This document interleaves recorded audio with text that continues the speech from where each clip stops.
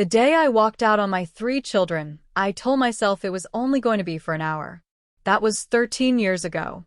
Last month, I showed up at my mother-in-law's doorstep with a lawyer and accused her of kidnapping them.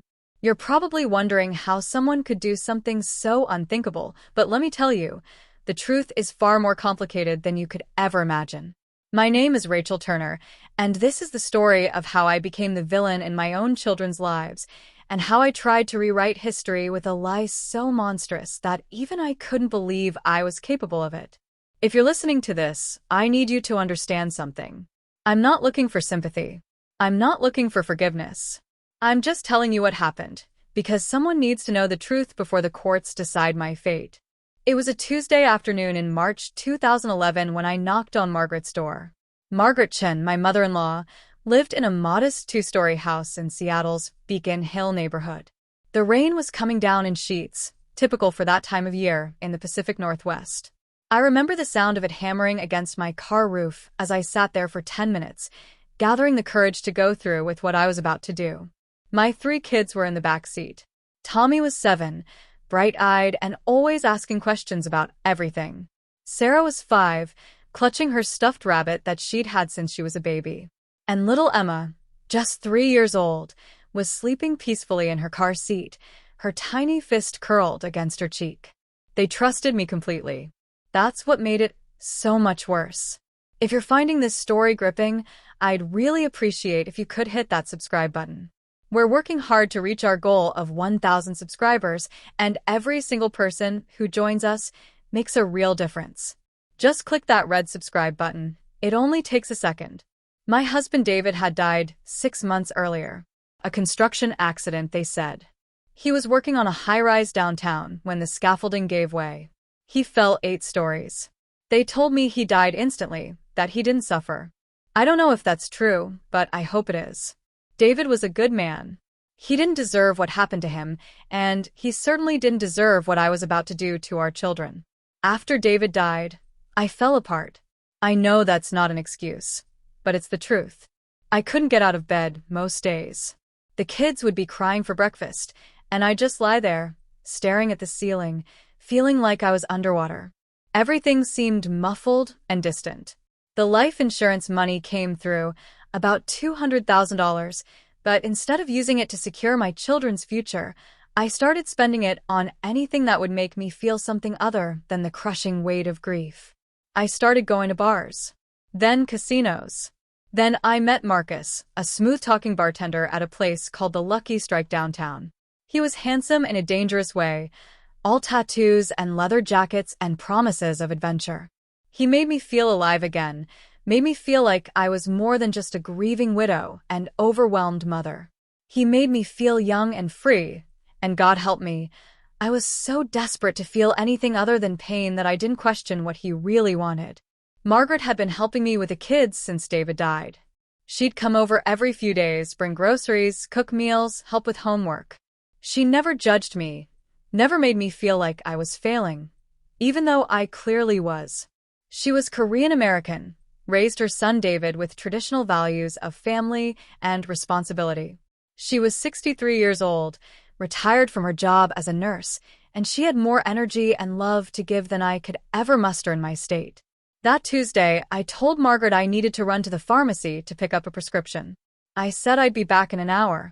She smiled at me with those kind, tired eyes and said, "Take your time, Rachel. The children and I will make cookies." Tommy and Sarah cheered. Emma woke up and reached for her grandmother. I kissed each of them on the forehead, and I walked out that door knowing I wasn't coming back. Marcus was waiting for me 3 blocks away in his beat-up Mustang. He had 2 plane tickets to Las Vegas. "Just for a weekend," he said. "You need a break. You deserve it." That weekend turned into a week. Then 2 weeks. Then a month. The life insurance money disappeared faster than I could track it. Marcus had business opportunities that always needed just a little more investment. I was so deep in denial, so drunk on the feeling of escape, that I didn't let myself think about what I'd done.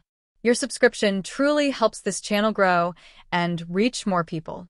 If you're enjoying this story, please take a moment to click subscribe. We're on our way to 1,000 subscribers, and you can be part of making that happen. It means so much to us. Margaret tried calling me hundreds of times those first few weeks. I blocked her number. She went to the police, but what could they really do? I was the children's legal guardian. I hadn't technically abandoned them. I'd just left them with their grandmother for what was supposed to be an hour. The police did a welfare check, saw that the kids were safe and well cared for, and told Margaret she should probably consult with a lawyer about getting temporary guardianship. She did exactly that. Within 2 months, Margaret had full legal guardianship of Tommy, Sarah, and Emma. She sold her house and bought a bigger one in the Ballard neighborhood, one with a yard where the kids could play. She enrolled them in good schools. She made sure they had everything they needed. She became their mother in every way that mattered, while I was in Vegas burning through money and bad decisions with a man who disappeared the moment the cash ran out. I hit rock bottom about 8 months after I left. Marcus was gone, the money was gone, and I was living in a motel that charged by the week and had suspicious stains on every surface. I looked at myself in the cracked bathroom mirror one morning and didn't recognize the person staring back. I thought about my kids for the first time in weeks without immediately pushing the thoughts away. I wondered if they missed me. I wondered if they hated me. I wondered if they even remembered me. But I didn't go back. That's the thing I need you to understand. Even at my lowest point, when I had nothing left and every reason to return to Seattle and beg for forgiveness, I didn't do it.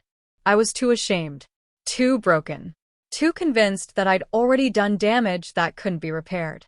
Instead, I drifted from city to city, took waitressing jobs that never lasted, slept on couches and in my car, and tried to become someone else entirely. Years passed. I moved to Portland, then Sacramento, then Los Angeles.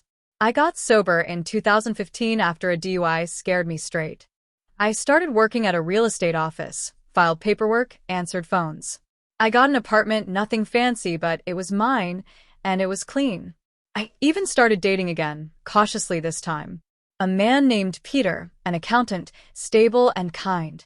We never talked about my past. I told him I'd been married once, that my husband had died, that I had no family. He never pushed for more details. Hit that subscribe button if you haven't already. It really helps us reach our goal of 1,000 subscribers, and your support means everything.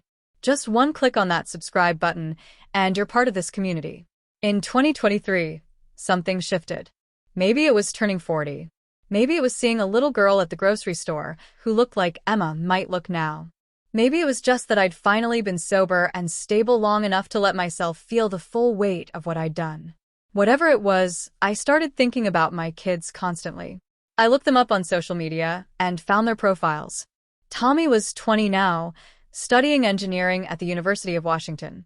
Sarah was 18, posting photos of her artwork, abstract paintings full of color and emotion. Emma was 15, on the volleyball team at her high school, smiling in every picture. They all called Margaret Mom in their posts. They were happy, successful, loved. Margaret had given them everything I couldn't. She'd been the parent they deserved. And instead of feeling grateful, instead of feeling relieved that they'd turned out so well, I felt something ugly and selfish rising up inside me. Jealousy, resentment, and then, most dangerously, entitlement. I started thinking, they're my children. I gave birth to them. I deserve to be part of their lives. I convinced myself that Margaret had stolen them from me, that she'd taken advantage of my grief and mental health struggles to take my place. I rewrote the entire history in my mind, turning myself into the victim and Margaret into the villain. It's amazing what the human mind can do when it desperately wants to avoid accountability. I hired a lawyer, a young woman named Jennifer Brooks who worked at a low-cost legal clinic. I told her that my mother-in-law had taken my children from me 13 years ago, when I was in a vulnerable state. I said I'd asked her to watch them for just an hour while I went to a doctor's appointment, and when I came back, she changed the locks and refused to let me see them. I said I'd been trying to get them back ever since, but didn't have the money for lawyers. I said I wanted to file a lawsuit for parental alienation and custodial interference. Jennifer believed me. Why wouldn't she?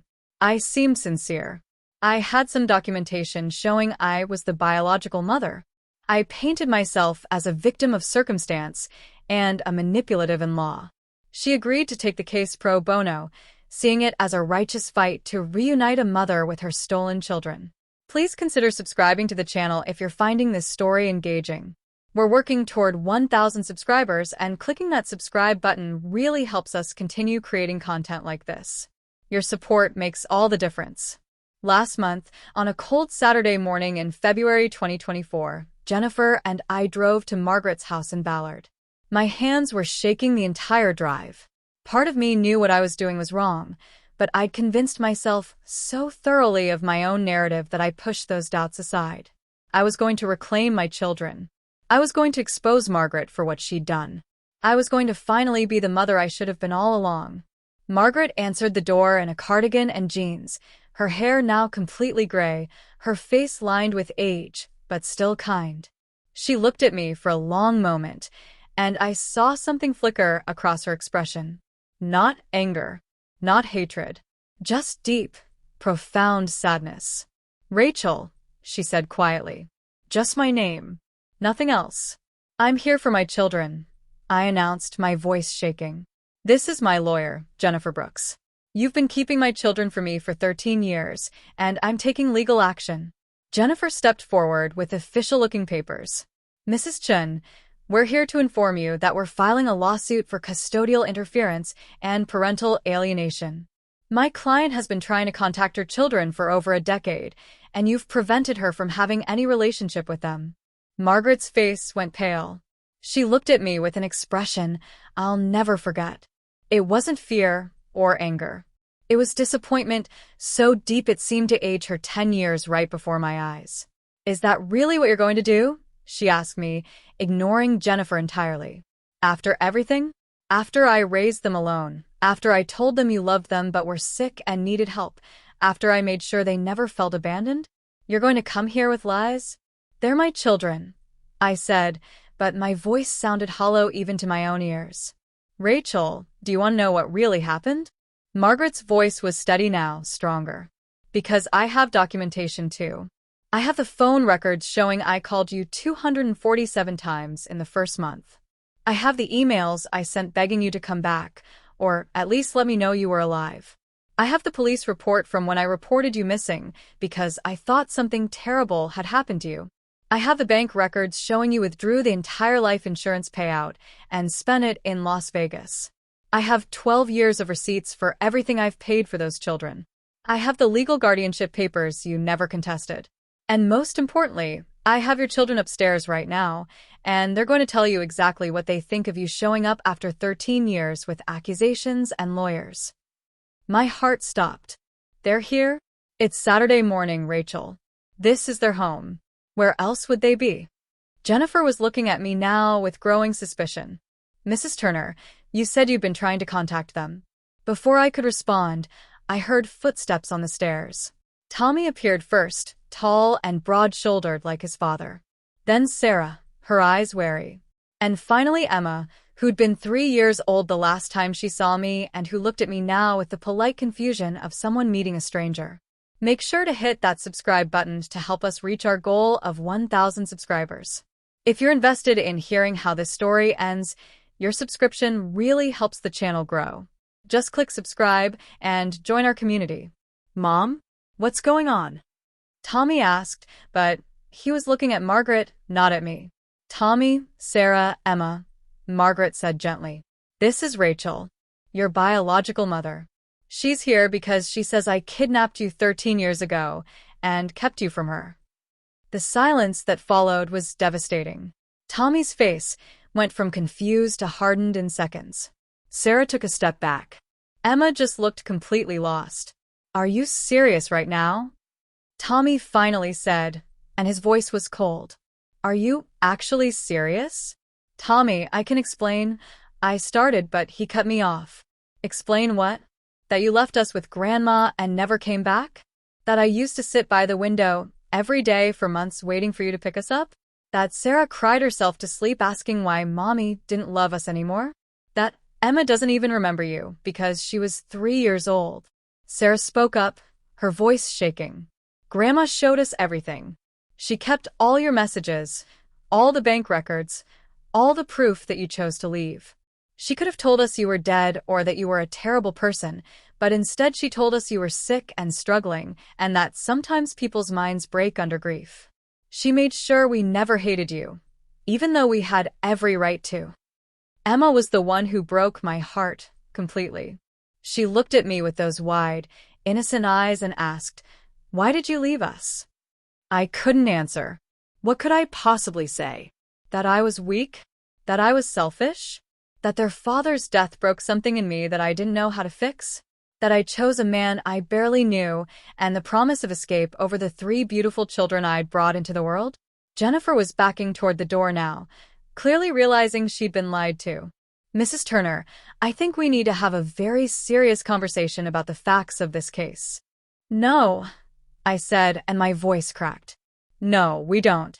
I looked at Margaret, at this woman who had given up her retirement, her freedom, her own life to raise my children because I was too broken to do it myself. "I'm sorry. I'm so sorry. You didn't kidnap them. You saved them." Tommy was wiping his eyes angrily. 13 years. You've been gone for 13 years, and you show up now? Not to apologize. Not to see how we're doing. But to try to take us away from the only parent we've actually had. If you're still listening and finding this story powerful, please take a moment to subscribe. We're so close to 1,000 subscribers, and every subscription helps us continue sharing these important stories. Just click that subscribe button below. "I know I can't make this right," I said, tears streaming down my face now. "I know I don't deserve your forgiveness. I know I destroyed any chance of having a relationship with you. But I need you to know that I think about you every single day. I know that doesn't mean anything. I know it doesn't change what I did. But it's true." "You don't get to cry right now," Sarah said, her voice hard. "You don't get to make yourself the victim. Grandma cried. We cried. You got to run away from all of that. You don't get to come back and act like you're the one who suffered." She was right. They were all right. Margaret stepped forward and put her hand on my arm. Even after everything, even after I'd just tried to destroy her with false accusations, she touched me with gentleness. "Rachel, you need help. Real help. Professional help. Not for us, because we've moved on and built a life without you. But for yourself. Because the person who lives with the story you've been telling yourself is eventually going to self-destruct completely." "I know," I whispered. "I know. The children are not interested in having a relationship with you right now," Margaret continued. "Maybe someday when they're older, when they've processed all of this, they might want to reach out. But that will be their choice, not yours. You gave up the right to make demands when you walked out that door 13 years ago." Jennifer handed Margaret some paperwork. "Mrs. Chun, I apologize for being part of this. I was given false information. I'm withdrawing as Mrs. Turner's attorney, and I'll be filing a report with the bar about being misled. If you want to pursue a defamation or harassment claim, I'd be happy to help pro bono." Margaret shook her head. "No. I just want this to be over. I want Rachel to leave and not come back unless she's invited. That's all." I looked at my children one last time. Tommy stood with his arms crossed, protecting his younger sisters. Sarah had tears running down her face, but her jaw was set. Emma had moved closer to Margaret, seeking comfort from the only mother she really knew. "I'm sorry," I said again. "I'm so sorry." Nobody responded.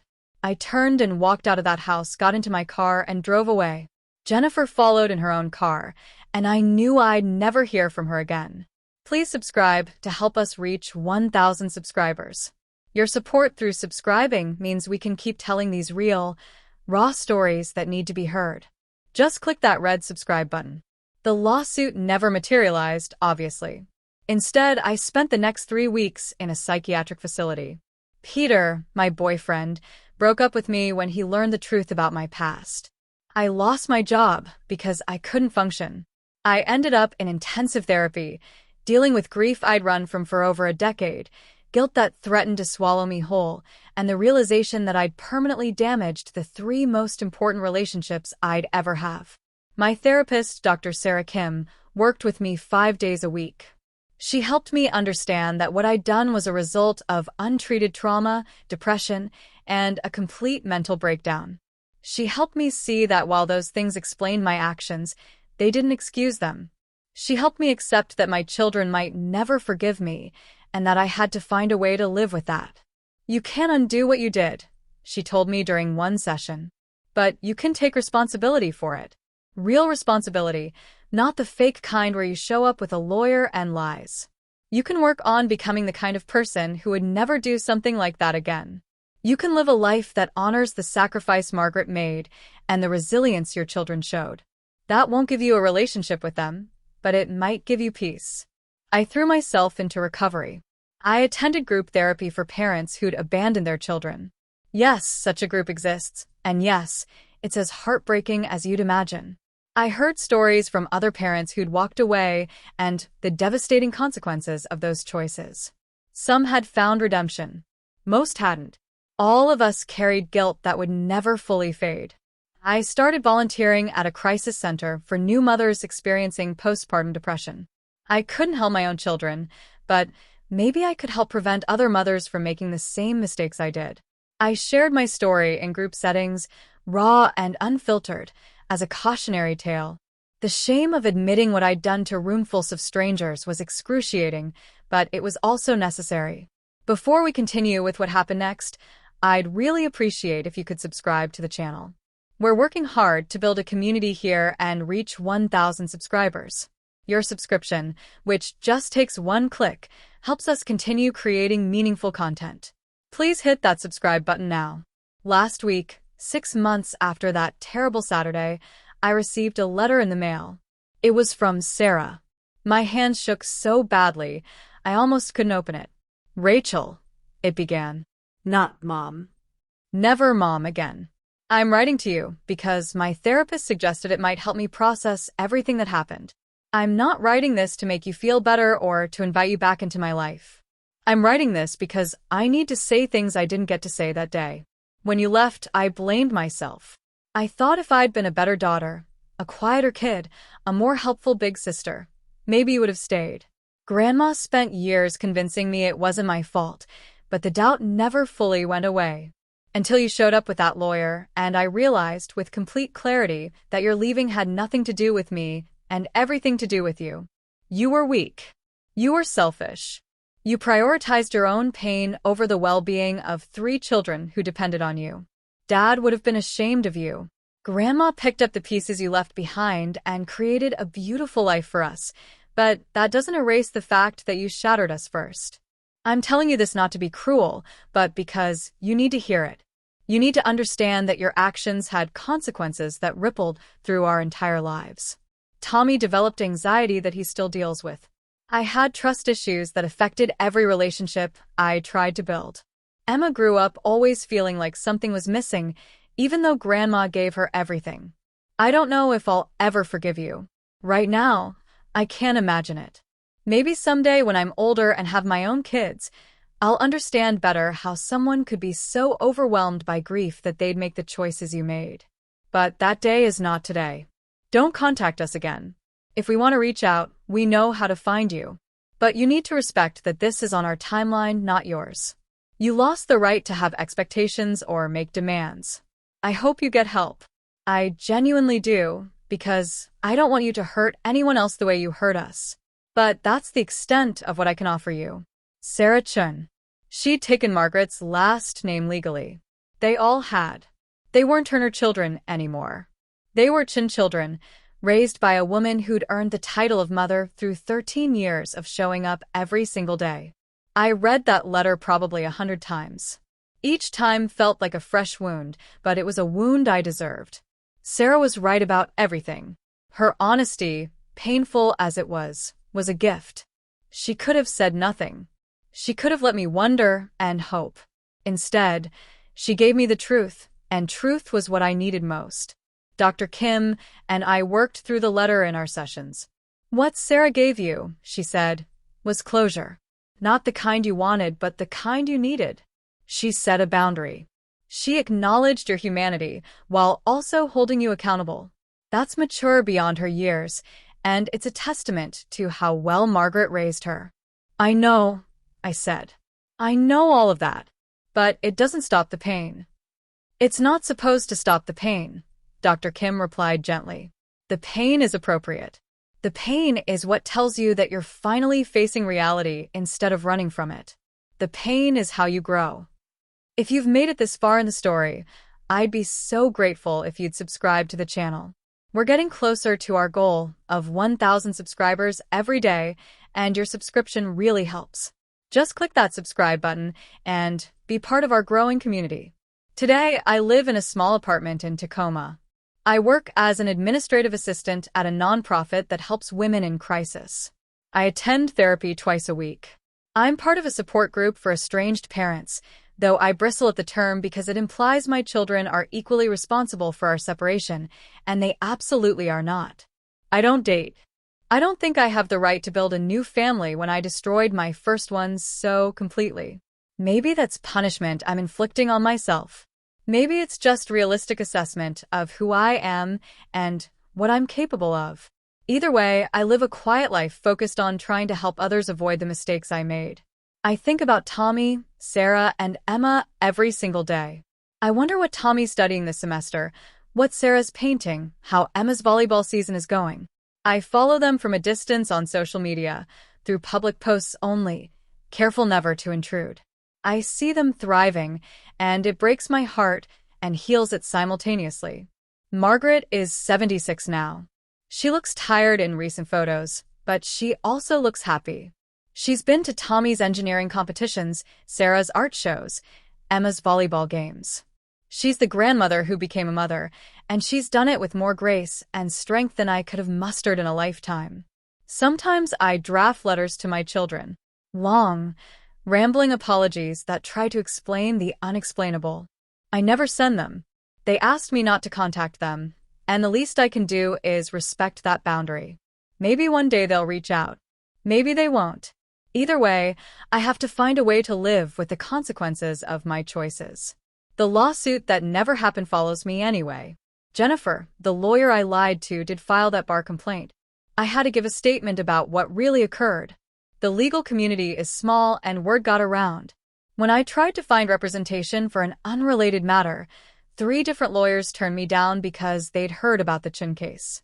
I'm marked now, in more ways than one. People who hear my story have one of 2 reactions. Either they're horrified and tell me I'm a monster, or they're sympathetic and try to excuse my behavior with talk of mental illness and circumstances beyond my control. I don't like either reaction. The first one denies my humanity and capacity for change. The second one denies the severity of what I did and lets me off the hook. The truth is somewhere in between. I'm a person who did a monstrous thing, and I have to live with that duality every day. Please take a moment to subscribe if you haven't already. We're building something meaningful here, and your subscription helps us reach our goal of 1,000 subscribers. Just one click on that subscribe button makes a real difference. My support group for estranged parents is full of people with stories like mine. Some abandoned their children due to addiction. Some left because of abusive partners who demanded they choose. Some just walked away because parenthood was harder than they imagined. We sit in a circle every Tuesday night in a church basement and try to make sense of the unmakeable sense of it. There's a man named Robert who left his daughter when she was 5. She's 32 now and won't speak to him. There's a woman named Linda who chose her boyfriend over her son and hasn't seen him in 18 years. There's Marcus, different from the Marcus I knew, who abandoned his twin boys because he couldn't handle the responsibility. We're a collection of failures, trying to figure out how to live with ourselves. The hardest part, Robert said during one meeting, is that I can't even be angry at her for not forgiving me. She's right. I don't deserve forgiveness. But God, I want it anyway. Everyone in the circle nodded. We all want what we don't deserve. We all carry hope that's probably foolish. We all have to somehow balance the desire for redemption with the acceptance that it might never come. Dr. Kim pushed me recently to consider what I'd say if my children did reach out. Not to get your hopes up, she clarified, but as an exercise. If Sarah or Tommy or Emma called you tomorrow, what would you want them to know? I thought about it for a long time. I'd want them to know that Margaret is the hero of this story, not me. That everything good in their lives came from her. That I don't want to disrupt the family they've built or confuse their sense of who their real mother is. That I'm grateful to her every single day for stepping in when I stepped out. And that even though I don't have the right to be proud of them, I am. I'm so incredibly proud of the people they've become despite having me as a biological mother. That's good, Dr. Kim said. That's honest and selfless. Hold on to that. If the opportunity ever comes to say it, you'll be ready. Subscribe to help us reach 1,000 subscribers. Your support by clicking that subscribe button means we can keep sharing these real, difficult, important stories. Please take a moment to subscribe right now. Last month, I saw Margaret at a grocery store. We were in the same aisle, both reaching for cereal. She saw me first. For a moment, we just looked at each other. Then, to my surprise, she walked over. "How are you doing, Rachel?" she asked. Not cold, not warm, just factual. "I'm okay," I said. "I'm in therapy. I'm trying to be better." Good. That's good. She paused. The children ask about you sometimes. Not often, but sometimes. I tell them you're working on yourself. I hope that's true. It is, I assured her. I'm not trying to come back into their lives. I know I don't have that right. But I'm trying to be the kind of person who wouldn't abandon them in the first place, even if it's too late to matter. Margaret studied my face for a long moment. It's not too late to matter, Rachel. It might be too late to undo the damage. It might be too late to be their mother. But it's not too late to matter. Every person who heals themselves prevents future harm. That has value. She touched my arm briefly, the same way she had that terrible Saturday, and then she walked away. That 30-second conversation meant more to me than she could possibly know. She didn't have to stop. She didn't have to speak kindly. She chose to, and that choice showed me more grace than I deserved. I've started writing this all down, everything that happened, as a way to process it. My therapist suggested it might help me organize my thoughts and emotions. But more than that, I hope that maybe someday, if my children ever want to understand what happened from my perspective, they'll have this. Not as an excuse. Not as a plea for forgiveness. Just as an explanation of how someone could make the choices I made. I want them to know that I loved their father deeply. That David's death didn't just take away my partner, but shattered my entire sense of self. I want them to know that the version of me who walked out that door 13 years ago was barely a person anymore, just a shell going through the motions. I want them to know that every single day since then, I've regretted it. I want them to know that there's no amount of suffering I could endure that would equal what I put them through, but I'm suffering anyway. But most importantly, I want them to know that none of it was their fault. They were perfect. They were innocent. They deserved so much better than me, and thank God they got it in Margaret. She was everything I could be, and that's the only thing about this entire story that brings me any peace. If you're still with me, and this story has moved you in any way, please consider subscribing. We're so close to 1,000 subscribers, and your support helps us continue creating content that matters. Just click that subscribe button below. The truth is, I don't know how this story ends. I don't know if Tommy, Sarah, and Emma will ever want to see me again. I don't know if they'll read this someday and feel anything other than anger. I don't know if I'll ever stop feeling like the worst person in the world, or if I'll eventually find some kind of peace with what I've done. What I do know is this. Margaret Chun is a hero. She stepped up when I fell apart. She gave my children stability, love, and a real home. She protected them from the worst of my choices, while still leaving the door open for them to understand me as a flawed human being rather than a monster. She showed them what real love looks like, the kind that shows up every single day no matter how hard it gets. I also know that my children are remarkable people. Tommy, with his analytical mind and protective nature. Sarah, with her artistic soul and fierce honesty. Emma, with her athletic grace and resilient spirit. They became who they are not because of me, but in spite of me. That's both the most painful and most comforting thought I have. And I know that I can't change the past. I can't go back to that Tuesday in March 2011 and make a different choice. I can't undo 13 years of absence, and pain. I can't restore the trust one broke or the innocence I shattered. All I can do is wake up every day and try to be someone who wouldn't make those choices now. All I can do is use my story to help prevent other parents from walking down the same path. All I can do is accept that some mistakes are too big to fix and learn to live in the wreckage I created. The woman who walked into Margaret's house 6 months ago with a lawyer and lies is gone. Not because I've been redeemed or forgiven, but because I finally stopped running from the truth. I faced what I did. I accepted full responsibility. I stopped trying to make myself the victim of my own story. That doesn't make me a good person. It just makes me an honest one. Sometimes late at night, I imagine what my life would look like if I'd never left. Tommy would be starting his career, maybe coming to me for advice about job offers. Sarah might be showing me her latest paintings, asking what I think of her bold color choices. Emma might be bringing friends over, introducing them to her mom, making me feel like the most important person in the world. Margaret would be their beloved grandmother, and I'd be calling her for parenting advice, grateful for her wisdom and support. David would still be gone, but the four of us would have survived together, made a family from the pieces of our broken hearts.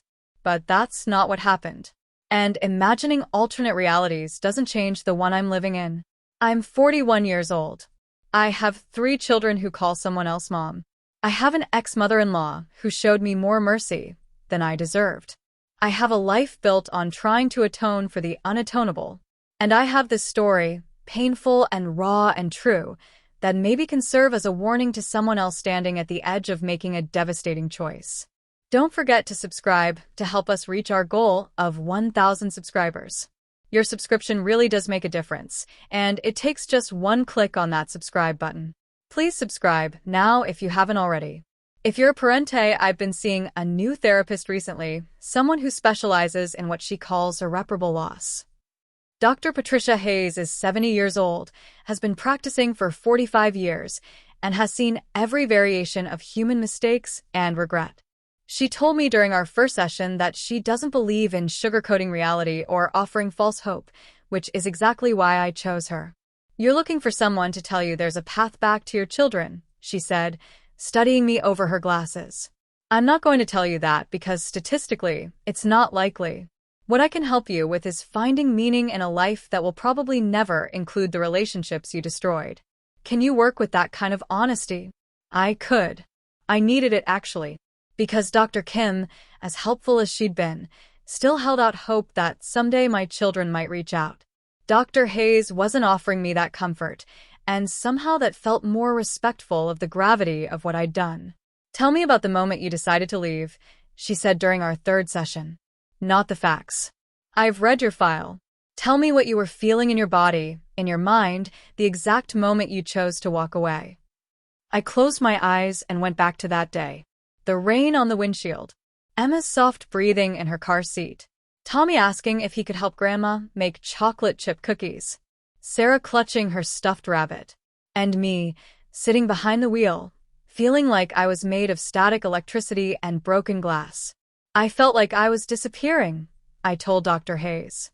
Like every day since David died, a little more of me evaporated until there was almost nothing left. And the kids needed so much. They needed breakfast and clean clothes and help with homework and someone to read bedtime stories and bandage scraped knees and all these thousands of little things that required a person to be present, and I wasn't present anymore. I was just this hollow shell going through motions. So leaving felt like survival, Dr. Hayes said. Yes, exactly. It felt like if I didn't get away, I would completely cease to exist. And did you? Cease to exist. I thought about the next 13 years. The drinking, the gambling, the drifting from city to city. In a way, yes. The person I was before David died never came back. But a worse version emerged, one capable of abandoning her children. Dr. Hayes nodded. Here's what I want you to understand, Rachel. What you felt was real. The overwhelm, the grief, the sense of drowning. Those were genuine mental health crises. Where you went wrong wasn't in feeling those things. It was in how you responded to them. Leaving your children with Margaret for an hour while you got help would have been reasonable. Leaving them indefinitely without communication was where the crisis became a choice. But it didn't feel like a choice at the time. I protested. Most catastrophic decisions don't. They feel like inevitabilities, like the only possible path forward. That's what untreated trauma and depression do to our decision-making. But Rachel, you had multiple points where you could have chosen differently. After the first week, after the first month, after Marcus left and you were alone in that motel, after you got sober, you had hundreds of chances to choose your children, and you didn't take any of them until it was far too late. Her words hurt, but they were true. That's what I appreciated about Dr. Hayes. She didn't let me hide behind mental illness as a complete explanation. Yes, I was sick. Yes, I was traumatized. But I was also making choices, even if they felt like non-choices at the time. If you're still engaged with this story, please consider subscribing. We're building toward 1,000 subscribers, and your support makes these honest, difficult conversations possible. Just click that subscribe button. The anniversary of David's death came around again last month. 14 years since the accident. I went to his grave for the first time since he died. I'd been too ashamed before, convinced that I'd dishonored his memory so completely that I had no right to visit. But Dr. Hayes encouraged me to go, to talk to him, to say the things I'd never said. The cemetery was quiet on that Tuesday morning. David's headstone is simple gray granite with his name, dates, and the inscription beloved son, husband, and father. Margaret chose those words. I wasn't there to help. I was already gone. I knelt in front of the stone and just broke down. All the tears I'd been holding back for 14 years came pouring out. I sobbed so hard I couldn't breathe, my whole body shaking with the force of grief I'd run from for so long. I'm so sorry, I whispered to the stone, to David's memory, to the universe. I'm so sorry I let you down.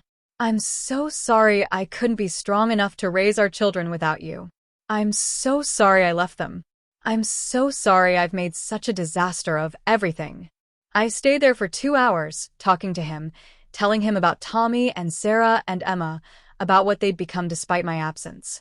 I told him about Margaret, about how she'd stepped up in ways I never could have. I told him about my attempts to make amends, about the lawsuit that never was, about the life I was trying to build from the ruins of my choices. I don't know if I believe in an afterlife, but I like to think that if there is one, David knows his children are okay, that they're thriving, that they had one parent who never gave up on them even if the other one did. When I finally left the cemetery, I felt something shift inside me. Not forgiveness, not peace, but a tiny movement toward acceptance. David was gone. My children were grown and living their own lives. Margaret had done what I couldn't. And I was still here, still trying to figure out how to exist in the aftermath of my worst decisions. Tommy turned 21 last month. I saw photos of his birthday celebration at a restaurant in Seattle. He looked so happy, surrounded by friends and family. Margaret was there, of course, along with Sarah and Emma. They looked like a complete family unit, no missing pieces, no empty chairs at the table. I wondered if anyone even mentioned me. Did Tommy blow out his candles and wish his biological mother wasn't such a disaster?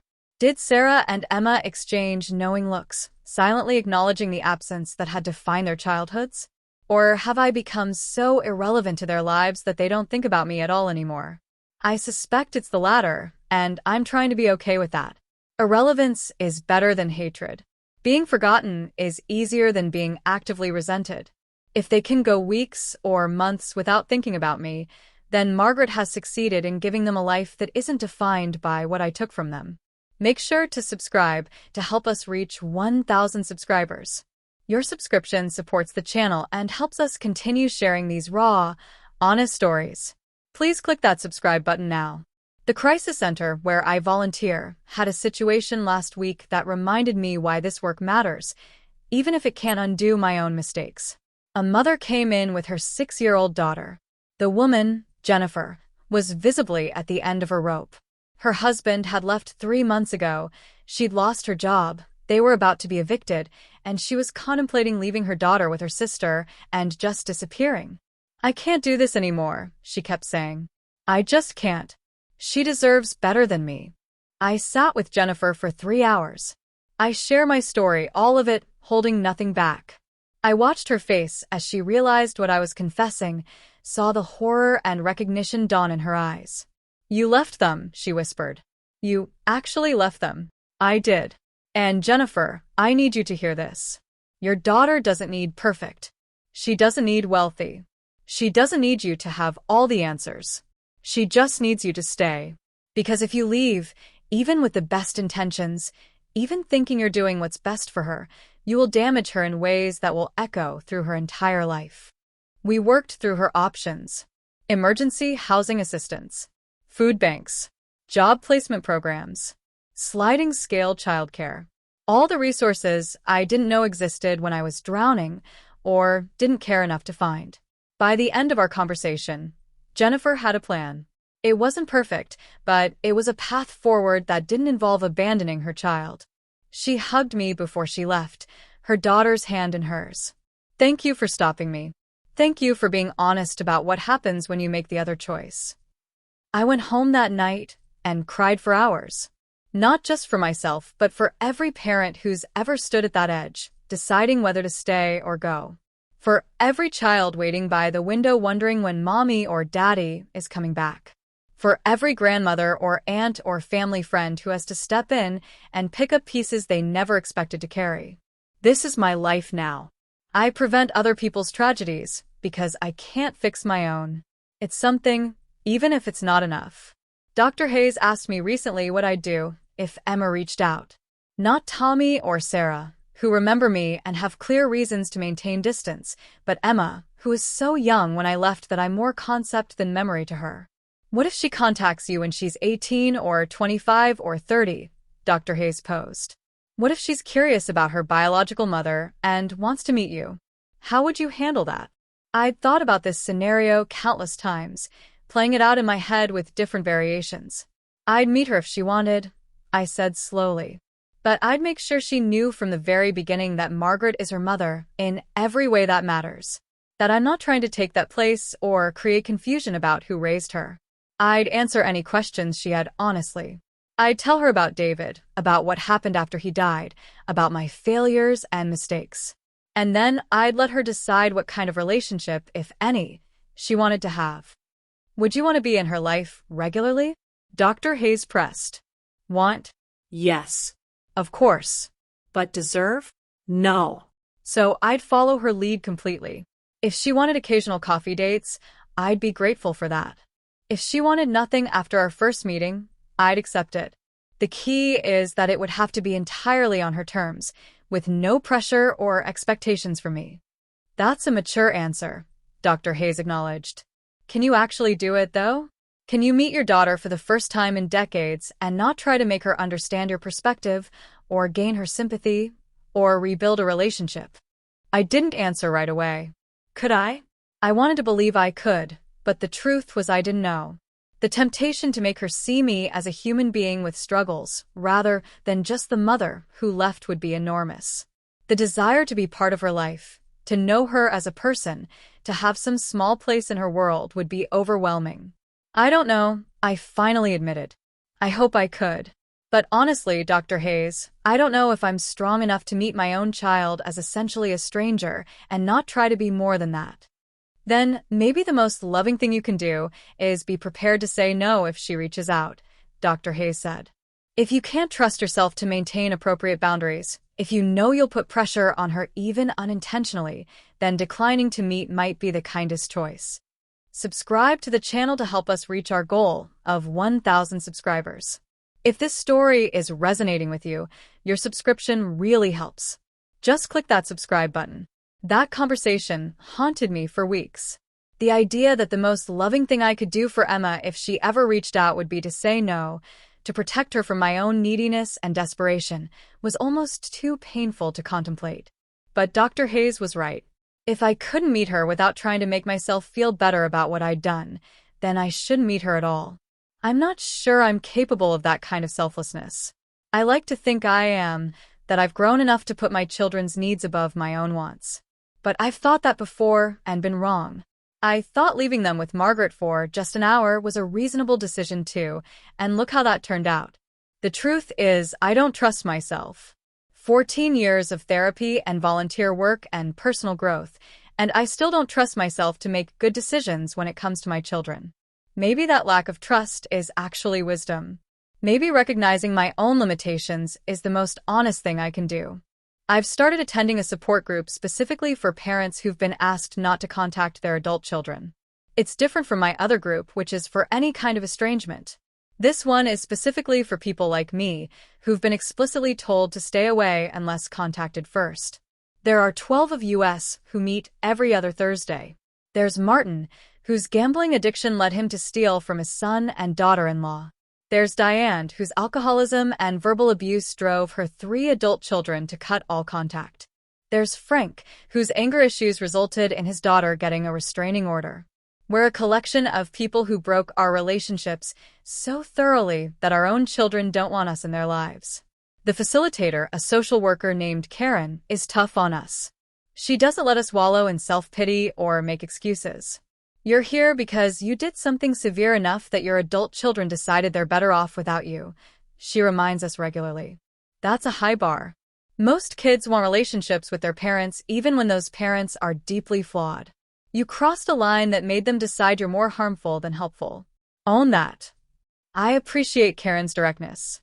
It keeps me grounded in reality when I start to drift into fantasies where everything works out and my children welcome me back with open arms. Those fantasies are dangerous because they're not based on any indication from Tommy, Sarah, or Emma that they want me in their lives. They're just my own wishful thinking, my own inability to accept the permanence of what I've done.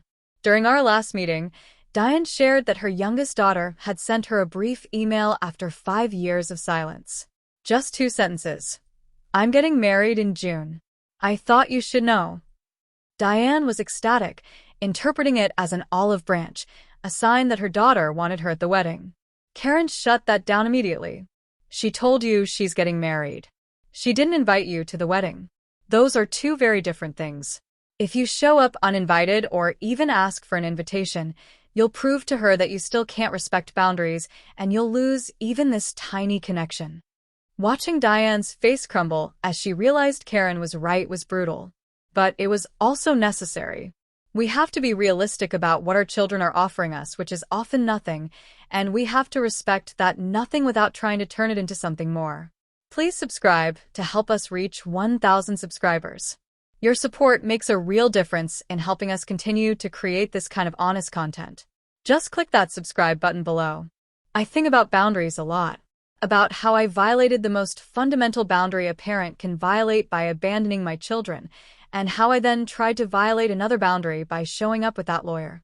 I think about how Margaret has maintained such clear, firm boundaries, no contact unless the children initiate it, and how that's actually a kindness even though it feels like a punishment. Boundaries aren't walls meant to hurt people. They're structures meant to keep everyone safe. Margaret's boundaries keep my children safe from me. From my neediness, my guilt, my desperate desire to be forgiven and accepted. Those things aren't about them. They're about me trying to feel better about myself. And they don't need to carry the burden of my feelings. I've written dozens of letters to Margaret over the years, thanking her, apologizing, trying to express things I don't have the words for. I've never sent any of them. She doesn't need my gratitude or apologies. She needs me to stay away and let her and the children live their lives without my drama and chaos intruding. That's another thing Dr. Hayes has helped me understand. You keep talking about what you want to say to them, what you want them to know, how you want to explain yourself, she pointed out. But Rachel, they don't need any of that from you. What they needed was a mother who stayed, and you can never give them that. Everything else you might want to give them now is just you trying to make yourself feel better. She's right, of course. Every letter I write, every imagined conversation I rehearse, every scenario I play out in my head where I get to explain and apologize and be understood, all of that is self-serving. It's about my need for absolution, not about their needs at all. So I'm trying to stop. Trying to accept that I don't get to explain myself or be understood. I don't get closure or forgiveness or peace. I just get to live with what I did, carry it forward, and try not to hurt anyone else along the way. Tommy changed his major, I noticed from his social media. He was studying mechanical engineering, but now he's focused on environmental engineering, working on sustainable energy systems, from what I can piece together from his posts. I wonder what prompted the change. Did something happen that shifted his perspective? Did a professor inspire him? Did he just realize his passion lay in a different direction? I'll never know these things. I'll never have the casual conversations where a mother learns about her son's dreams and goals and evolving interests. I'll never be the person he calls when he's excited about a project or frustrated with a problem. Those are Margaret's privileges, earned through 14 years of showing up. Sarah's art has evolved too. Her early paintings, from what I could see in old posts, were bright and optimistic. Her recent work is darker, more complex, exploring themes of identity and belonging. I wonder if that's just artistic growth or if it reflects something she's processing emotionally. Again, I'll never know. I'm not part of her interior life. I'm not someone she'd share those vulnerable, creative spaces with. And Emma is being recruited by colleges for volleyball. I saw a post from her high school coach congratulating her on offers from 3 different universities. She's talented enough to play at the college level, driven enough to pursue it. I wonder if she gets her athletic ability from David's side of the family or mine. I was decent at sports in high school before I met David and got pregnant with Tommy at 19, and my whole life changed direction. These small details I glean from social media are all I have.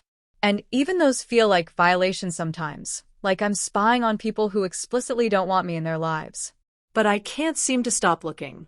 It's my only connection to them, however tenuous and one-sided. Please take a moment to subscribe if you haven't already. We're working toward 1,000 subscribers, and your support helps us continue sharing these important stories. Just click that subscribe button. Dr. Hayes asked me to make a list of all the moments I've missed. Not to punish myself, but to fully acknowledge the scope of what I gave up. So I did. I missed Tommy learning to ride a bike without training wheels. I missed his first day of middle school, then high school, then college. I missed him learning to drive, getting his license, buying his first car. I missed his first girlfriend, his first heartbreak, his first real achievement in engineering. I missed watching him grow from a 7-year-old boy into a 21-year-old man. I missed Sarah's first period, her first dance, her first kiss. I missed her discovering art as her passion, developing her style, creating pieces that moved people. I missed her navigating friendships and relationships and all the complicated social dynamics of growing up. I missed her high school graduation. I missed everything. I missed all of Emma's childhood. Every single moment. Her first day of school, losing her baby teeth, learning to read, discovering volleyball, making friends, growing up. She went from 3 to 16 without me witnessing any of it. I missed more of Emma's life than I was present for. I missed holidays and birthdays and ordinary Tuesdays. I missed sick days and snow days and lazy Sunday mornings. I missed homework help and dinner table conversations and bedtime routines. I missed the millions of tiny moments that make up a childhood, the ordinary moments that are actually the most important ones. Writing that list was excruciating. But Dr. Hayes was right that I needed to do it. Because sometimes I catch myself minimizing what I did, thinking it was only 13 years, or they had Margaret, so they were fine. But they weren't fine. They were abandoned. And 13 years is a lifetime when you're a child. Margaret turned 77 last month. I saw photos from her birthday party. The kids had organized a surprise celebration with extended family and friends. She looked genuinely shocked and delighted in the photos, surrounded by people who loved her. Tommy had made a speech, though I could only see the photos, not hear what he said. Sarah had created a custom painting for her. Emma had put together a photo album of their years together. I couldn't help but think about what would have happened if I had been the one to raise them. Would they be organizing surprise parties for me? Would they have become the accomplished, caring people they are? Or would they be damaged and struggling, marked by my instability and inability to cope? I'll never know for sure, but I suspect the latter. The woman I was when I left them was in no shape to raise functional, healthy adults. Margaret gave them stability and consistency and unconditional love. I would have given them chaos and neglect and the secondhand trauma of watching their mother fall apart. Maybe that's the one consolation I can take from this disaster. Maybe I accidentally did the right thing by leaving them with someone who could actually parent them properly. It's a twisted way to think about it, and Dr. Hayes warned me against this line of reasoning because it can become a way to excuse what I did. But there's a kernel of truth to it. They're better off than they would have been with me. That doesn't make what I did right. It just means Margaret was extraordinary enough to turn my abandonment into something that didn't completely destroy them. Subscribe to the channel to help us reach our goal of 1,000 subscribers. If you're finding value in this story, clicking that subscribe button really helps. Please subscribe now. I've been thinking about writing a book. Not for publication necessarily, just for my own processing and maybe as a resource for other parents who are struggling. But every time I start, I get stuck on the same question. Do I have the right to tell the story? It's my story, yes. But it's also Tommy's and Sarah's and Emma's and Margaret's. And they never consented to having their trauma and resilience turned into narrative, even an anonymous one. Every word I write about them feels like another violation, another way I'm using them for my own purposes, without their permission. Dr. Hayes pointed out that I'm already telling the story by recording these thoughts. The question isn't whether to tell it, she said. The question is whether you're telling it for the right reasons. Are you trying to help others or trying to make yourself look better? Are you being fully honest about your failures, or are you subtly spinning the narrative to be more sympathetic? I hope I'm being honest. I hope nothing I've shared makes me look sympathetic, because I don't deserve sympathy. But I can't be objective about my own story, can I? We're all unreliable narrators of our own lives, unconsciously editing and adjusting to make ourselves more palatable. Maybe that's why Margaret's silence is so powerful. She never told her version of events publicly. She never sought sympathy or recognition for what she did. She just quietly raised 3 children and let her actions speak for themselves. That's true strength, true selflessness. Everything I'm doing, the therapy, the volunteering, even these recordings still has an element of self-focus that her quiet heroism never did. Peter, my ex-boyfriend, reached out last month. We hadn't spoken since he left after learning the truth about my past. He sent a brief email asking how I was doing, mentioning he'd heard I was volunteering at a crisis center. I didn't respond right away. What was there to say? I'm surviving? I'm trying to be better? I still think about the life we could have had if I hadn't been carrying the weight of catastrophic secrets. Finally, I wrote back. I'm doing okay. The crisis center work is meaningful. I hope you're well. Brief, neutral, not opening the door to anything more. Because the truth is, I don't have room in my life for romantic relationships. I don't trust myself not to use another person as an escape route the way I used Marcus. I don't deserve the comfort and companionship of a partner when I abandon my children. Maybe that's punishment I'm inflicting on myself that isn't necessary. Maybe Dr. Hayes would say I'm allowed to have connections and happiness despite my past. But I can't shake the feeling that some mistakes are so severe that you forfeit certain privileges permanently. And being part of a loving, stable relationship feels like one of those privileges I gave up. Peter wrote back, I'm glad you're doing meaningful work. For what it's worth, I'm sorry for how I handled things when I found out about your past. I was shocked and didn't respond with much compassion. I hope you're healing. It was gracious of him, more than I deserved. But I didn't respond again. Sometimes the kindest thing to do is let connections end rather than trying to revive them. Your subscription helps us reach 1,000 subscribers. If this story has kept you engaged, please consider clicking that subscribe button. It really makes a difference for the channel. The facilitator at my Thursday night group, Karen, announced she's retiring at the end of the year. She's been leading estranged parent groups for 20 years and says she's ready to step back. We're all devastated because Karen doesn't let us lie to ourselves, and that's exactly what we need. During her second-to-last session, she shared something personal. My own mother was estranged from me for 5 years, she told us. I'd set boundaries around her drinking and her behavior when she drank, and she chose alcohol over having a relationship with me and my children. So I know what it's like from the other side. I know how peaceful it can be when a toxic parent is finally out of your life. The room went silent. I'm telling you this, Karen continued, because I want you to understand that your children aren't being cruel by maintaining distance. They're being healthy. They're protecting themselves. And if you really love them, you'll be glad they're strong enough to do that, even though it hurts you. Martin, the father who stole from his family, spoke up. But I've been sober for 8 years now. I've changed. Don't they owe me a chance to prove that? No, Karen said firmly. They don't owe you anything. Change is good, but it doesn't erase the past or obligate them to give you access to their lives. They get to decide what they can handle and what they can't. It was a hard truth, but an important one. We don't get credit just for not being actively destructive anymore. We don't get relationships just because we've stopped doing the terrible things we did before. We get what our children decide to give us, which might be nothing, and we have to accept that. After the session, I approached Karen. Your mother. Did you ever reconcile? She died 7 years ago, Karen said quietly. Liver failure from the drinking. I went to her funeral, said goodbye, and felt relief, mostly. Relief that I'd stood firm on my boundaries. Relief that I'd protected my kids from her chaos. Some sadness for what never was and never could be. But mostly relief. That's what my children will feel when I die, I said. It wasn't a question.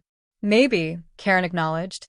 Or maybe by then enough time will have passed that they'll feel genuine grief, mixed with the relief. But Rachel, what they feel about your death isn't something you get to control. Your job is to live your life as well as you can with the understanding that they might never forgive you, never want you back, never feel anything toward you but relief at your absence. That's bleak, I said. That's realistic, she corrected. And if you can't handle that reality, you're going to keep hurting yourself by holding on to hope that isn't based on anything concrete. She was right, of course. All my therapists are right. I just don't want them to be. I've been attending a grief support group too, separate from the estranged parent groups. Because I'm grieving David still, after 14 years, and I'm also grieving the relationships with my children that I destroyed. It's complicated grief because I'm responsible for causing it, which makes me both the griever and the cause of grief. The grief facilitator, a gentle woman named and said something that stuck with me. Sometimes we grieve not just what was, but what never will be. We grieve the future we imagined, the relationships we hoped for, the life we thought we'd have. That grief is valid even when we're responsible for destroying those possibilities. So, I'm grieving the grandmother I'll never be. The mother of the bride I'll never be at weddings. The person my children might call when they have good news or need advice. I'm grieving a future that I destroyed before it could exist, and that's a strange kind of grief because it's all potential and imagination rather than actual memories. Subscribe to help us reach 1,000 subscribers. Your subscription supports the channel and allows us to keep creating meaningful content like this. Please click that subscribe button now. Emma posted something recently that broke my heart in a new way. It was a photo of her and Margaret and the caption read, "My mom's my hero. She chose to raise me when she didn't have to. She gave up her retirement to make sure I had a childhood. She's shown me what real love looks like." Lucky doesn't even begin to cover it. My first reaction was grief. My daughter, because she is my daughter, genetically if nothing else, was publicly declaring that someone else is her mother. And not just any someone, but Margaret, the woman I tried to accuse of kidnapping. But then I read it again and felt something different. Pride. Emma knows she was chosen. She knows she was loved deliberately and sacrificially. She knows what real, committed love looks like because Margaret showed her. And that's more than I ever gave her. The comments on her post were full of people praising Margaret, people saying Emma was lucky, people sharing their own stories of non-traditional families. Not one person mentioned me. To Emma's world, I simply don't exist. I'm not part of her story. Margaret is her mother in every way that anyone who knows Emma would recognize. And that's how it should be. That's what I need to accept. I had the title by biology, but Margaret earned it through action. Emma doesn't owe me acknowledgement or recognition. She doesn't need to qualify her statements about her mother with adoptive or grandmother who raised me or any other modifier that would make space for me. I'm not part of the equation. Dr. Hayes would be proud of me for reaching that conclusion without her help. I'm learning to see reality clearly even when it's painful. I'm learning that my children's happiness doesn't require my presence, and that's actually a good thing because my presence caused them pain. Tommy's social media has been quiet lately. No new posts in over a month, which is unusual for him. Part of me wonders if something is wrong, if he's struggling with something. But I have no way of knowing and no right to ask. Margaret knows. If Tommy needs support, Margaret will provide it. That's her role now. I'm just an observer from a distance, with no insight into the real, daily lives of my children. It's a special kind of torture, caring deeply about people you have no connection to anymore. Loving people who don't want your love. Worrying about people who have zero need for your worry because they have actual support systems that don't include you. Maybe this is my purgatory. Not hell because my children are thriving. But not heaven either because I can't be part of that thriving. Just endless observation from outside, forever aware of what I'm missing, unable to change it or fix it or make it better. Just this. Whatever this is. Please subscribe to the channel to help us reach our goal of 1,000 subscribers. If you've stayed with this story, your subscription means a lot and helps us continue. Just click that subscribe button. I met with a lawyer recently, not to pursue any action but to make sure my affairs were in order. I wanted to establish that when I die, whatever small amount I have should go to my children equally, distributed through Margaret as trustee. The lawyer, a kind woman named Susan, asked if I wanted to include letters for them with the inheritance. I don't know, I admitted. Part of me wants them to know I was thinking of them. But part of me thinks one more letter trying to explain myself would just be selfish. What would the letters say? Susan asked. That I'm sorry. That I love them. That I'm proud of who they've become. That Margaret is extraordinary. That David would be proud of them. That I hope they're happy. All the things I've already said or tried to say. Then maybe they don't need another letter saying the same things, Susan suggested gently. Maybe the inheritance, whatever amount it is, speaks for itself. You thought of them. You provided what you could. That's the message. So that's what I'm doing. When I die, whenever that is, Tommy, Sarah, and Emma will each receive 1/3 of whatever I've managed to save. It won't be much. I'm not a wealthy woman. But it will be something, a small gesture that says, I never forgot you, without requiring them to read another explanation or apology they don't need. Susan also helped me write a living will and medical power of attorney. I designated Margaret as my medical proxy, which felt right even though we're not close, and I don't know if she'd accept the responsibility. If she declines, Susan said, we can name a backup. But it makes sense to ask family first. I wondered what Margaret would think if she knew I'd named her. Would she be touched that I trust her with that responsibility? Would she be annoyed that I'm trying to insert myself into her life again? Would she simply decline and move on? I'll probably never know unless I'm incapacitated, and hopefully that's a long way off. The holidays are approaching again. Thanksgiving is next week. I've been invited to dinner at the Crisis Center, which organizes a meal for volunteers and clients who don't have family plans. I'll probably go, though the idea of sitting around a table of strangers and pretending to be thankful feels almost unbearable. What am I thankful for? That my children are alive and well? Yes, but that's thanks to Margaret, not me. That I'm sober and stable? Yes, but that's just baseline functionality, not something to celebrate. That I'm helping other mothers stay with their children? Yes, that matters, but it doesn't undo anything. Maybe I'm thankful that I finally stopped running and started facing reality. That's something, I suppose. 14 years of running, then a forced confrontation with truth, then 4 years of trying to live with that truth. It's progress, even if it's not redemption. Subscribe to help us reach 1,000 subscribers. Your subscription supports our work and helps us continue sharing these real, raw stories. Please click that subscribe button now. Dr. Hayes asked me recently would I continue. My first reaction was grief. My daughter, because she is my daughter, genetically if nothing else, was publicly declaring that someone else is her mother. And not just any someone, but Margaret, the woman I tried to accuse of kidnapping. But then I read it again and felt something different. Pride. Emma knows she was chosen. She knows she was loved deliberately and sacrificially. She knows what real, committed love looks like because Margaret showed her. And that's more than I ever gave her. The comments on her post were full of people praising Margaret, people saying Emma was lucky, people sharing their own stories of non-traditional families. Not one person mentioned me. To Emma's world, I simply don't exist. I'm not part of her story. Margaret is her mother in every way that anyone who knows Emma would recognize. And that's how it should be. That's what I need to accept. I had the title by biology, but Margaret earned it through action. Emma doesn't owe me acknowledgement or recognition.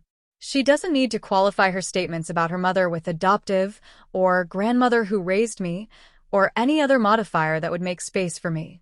I'm not part of the equation. Dr. Hayes would be proud of me for reaching that conclusion without her help. I'm learning to see reality clearly even when it's painful. I'm learning that my children's happiness doesn't require my presence, and that's actually a good thing because my presence caused them pain. Tommy's social media has been quiet lately. No new posts in over a month, which is unusual for him. Part of me wonders if something is wrong, if he's struggling with something.